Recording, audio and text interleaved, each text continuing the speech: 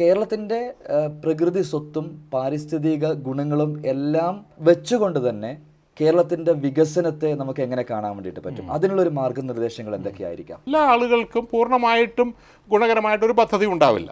നമ്മളുടെ മുറ്റത്തുകൂടെ ഒരു ഹൈവേ പോയി കഴിഞ്ഞിട്ടുണ്ടെങ്കിൽ ഏതോ ഒക്കെ ആളുകളുടെ വീടുകൾ അതിനു വേണ്ടി എടുത്തു പോകുമെന്നുള്ള കാര്യത്തിൽ യാതൊരു സംശയവുമില്ല. അപ്പോൾ അത് അവരുടെ മാത്രം പ്രശ്നമല്ലല്ലോ. ഇതുകൊണ്ട് ബെനിഫിറ്റ് കിട്ടുന്ന മുഴുവൻ ആളുകളുടെയും ഒരു വിഷയം കൂടിയാണ്. സമൂഹത്തിൻ്റെ മൊത്തം ബെനിഫിറ്റിന് വേണ്ടിയിട്ടാണ്.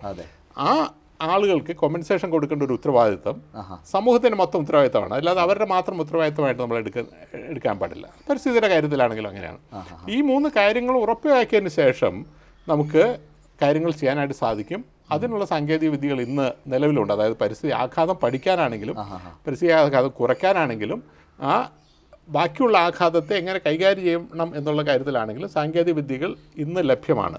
അത് വേണ്ട തരത്തിൽ ഉപയോഗിക്കുക. അല്ലാതെ നമ്മൾ പരിസ്ഥിതിയുടെ സൈഡിൽ ഒരു സെറ്റ് ആളുകളും വികസനത്തിൻ്റെ സെറ്റിൽ മറ്റൊരു സെറ്റ് ആളുകളും നിന്ന് വാഗ്വാദം നടത്തിക്കൊണ്ട് ഒരു മാറ്റവും ഉണ്ടാകാനായിട്ട് പോകുന്നില്ല.